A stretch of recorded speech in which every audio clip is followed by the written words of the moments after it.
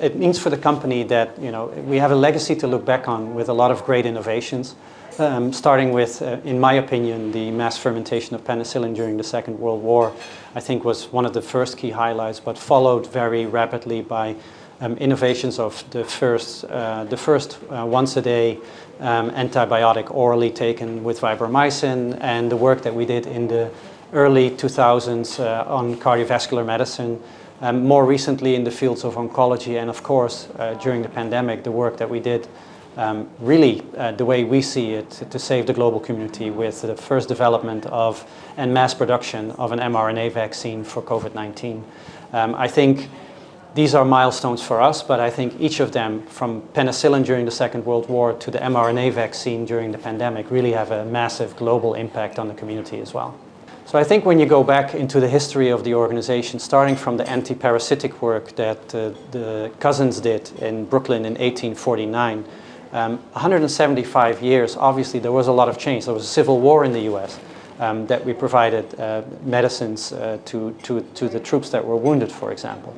But then Pfizer really changed when it comes also to manufacturing techniques. I think what sets Pfizer apart from many other pharmaceutical companies is that, of course, we have partners that we manufacture with, but I think the innovation that we show, not only in research and development, but also on how we're able, with each developing disease condition, to scale our manufacturing capability the way that we do, in the speed that we do, really sets us apart from many other organizations. I think the other thing that really sets us apart when you look at us historically is really the respect of this organization for a very diverse environment in which we operate, meaning that there are disease conditions that are much more prevalent in the Africa, Middle East, like, for example, sickle cell disease.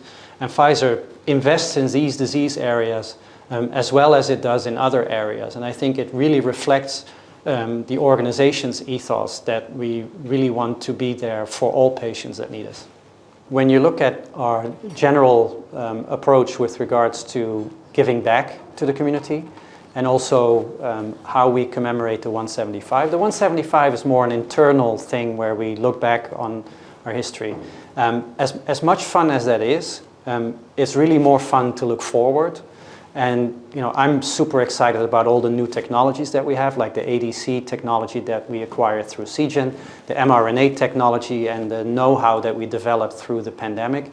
I'm really excited about those aspects of our legacy that allow us to do things like this.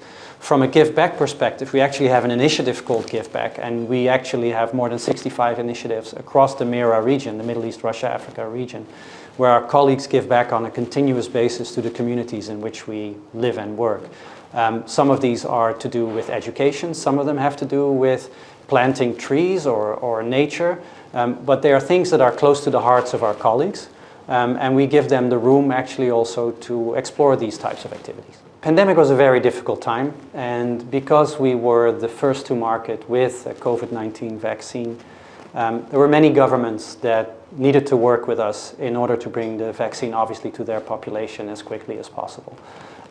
Very fulfilling time at the same time, because I think it showed where our collaborations with key stakeholders over the past 175 years that we have developed, and more than 70 years here in the region has developed. Because when you look at a country, for example, like Morocco, our key stakeholders like the Ministry of Health and the Ministry of Foreign Affairs that got delegated to really work with the pharmaceutical companies, it was seamless. If the ministers had a question, they knew how to get a hold of me immediately, and vice versa. And I think it helped really cut a lot of bureaucracy and a lot of bureaucratic normal steps that you need to take in order to get through the vaccine through the entire process. All went a lot faster during the pandemic. There was a lot more use of digital by necessity, because it simply wasn't possible to do things paper-based and in person.